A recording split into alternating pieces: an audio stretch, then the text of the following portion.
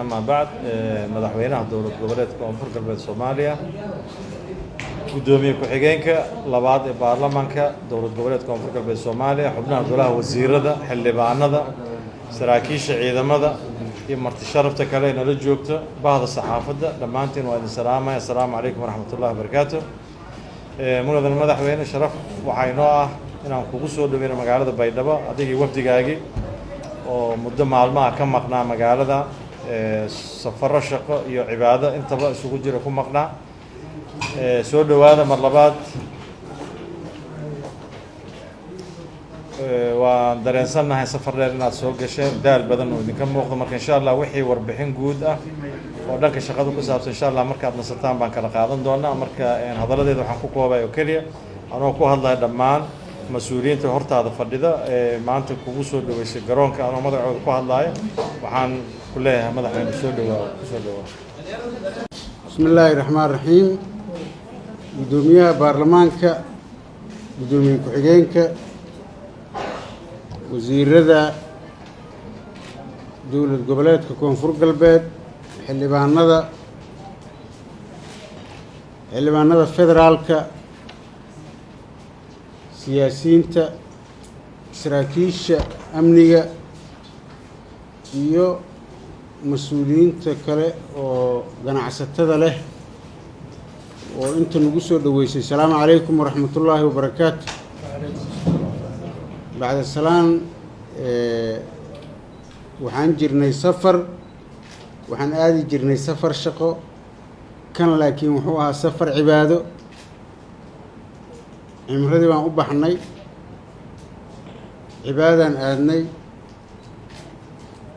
ilaahay waana nabadgeeyey waana na soo nabad celiyey dalka iyo dadka iyo dowladda intaba waa u soo duceynay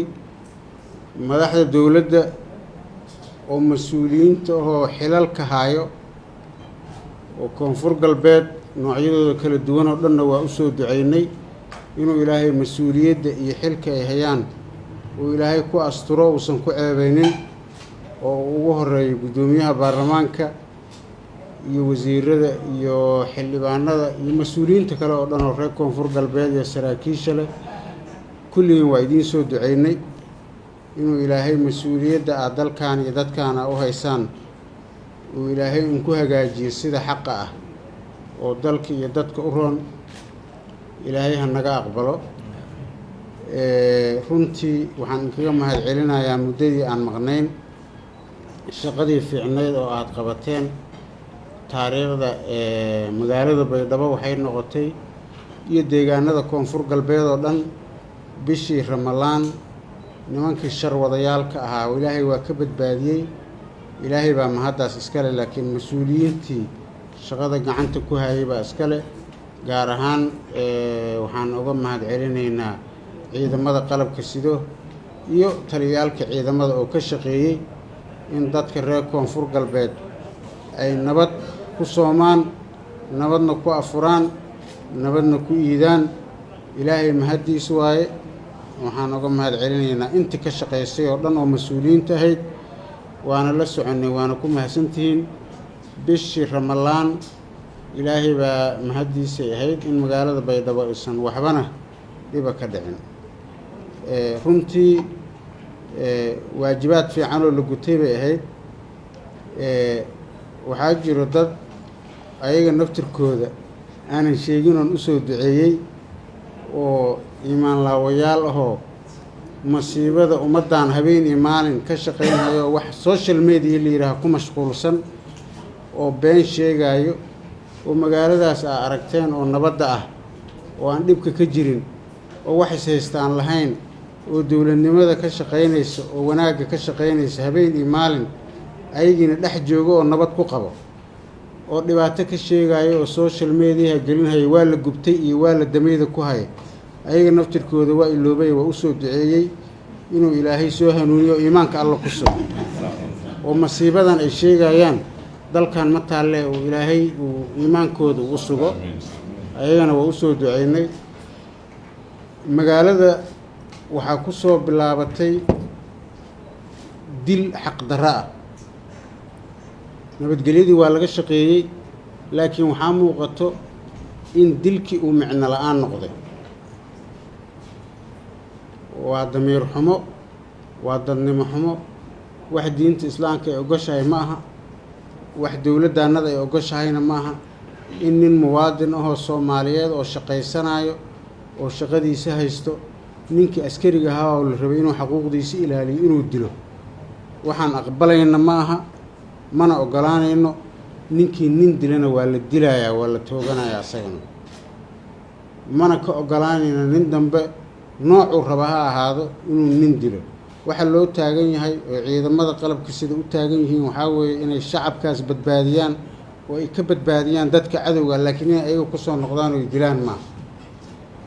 intii dhimatay allah u naxariisto oo xaqdarrada lagu dilay, gacanta ka xaqdaran ay dishay. maalintii aan tagaayey nin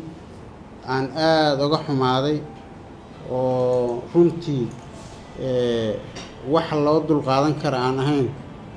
darawal ahaa oo baabuur waday yaa waxaa loo dilay 5,000 keen oo weliba inuu sooman yahay aan aaminsanahay inuu nin soomanaa oo shaqaysanayo waajibkiisu gudanaya yaa nin askari oo biliis wuxuu u dilay keen lacagta loo dilay hataa waa wax $1 ka yar ninka. marka dadkaas ayaga inay joogaan oo bulshada ku dhex jiraan oo ku sii dhex noolaadaan sax ma aha. allah u naxariisto. intii aan soo soconayna waa naloo sheegay ninkii kale oo asagana ganacsatada ahaa oo sida xaqdarrada lagu dilay. runtii wax loo dulqaadan kara ma aha, mana aqbalayno in ilaa iyo heerkaas ay gaarto nabadgelyadaannada. haddii nabadgelyadii guud la sugay, midda gaarka ahaydna in la sugo waayo. inaanan qof bini aadan ah noocuu rababa ha ahaado, cidduu raba ha ahaado, oo dadka shacabka ahoo deegaanadan ku nool in xaqdarro lagu dilo oo la dilo ma aqbalayno. ciidamada amniga sida ugu dhaqsaha badan iyo hay-adaha amniga waxaan u geli doonaa shir degdega, waxaana laga gaari doonaa go-aan adag hadduu ilaahay yidhaaho. dadka reer koonfur galbeed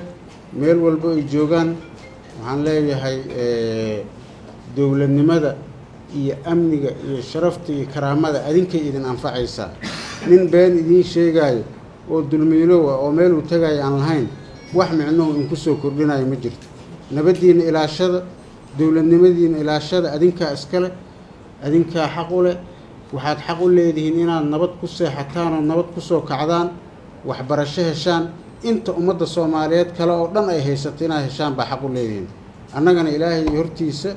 waa u dhaarannay inaan kala shaqayno oo aan ka shaqayno intii soomaali ay qabto iyo ka fiicanba inaad heshaan. marka ma aqbalayno, gacan adagaana ku qabanaynaa intaas caqabad ku ah. nin allaale iyo ninka dowladnimadan iyo maxaan ummaddaanaan u hayna adeega ah ka hor yimaadana wuxuu noola mid yahay wuxuu rabaa ha ahaado kuwa duurka ku jiray asagaba isuu kaana mid waa.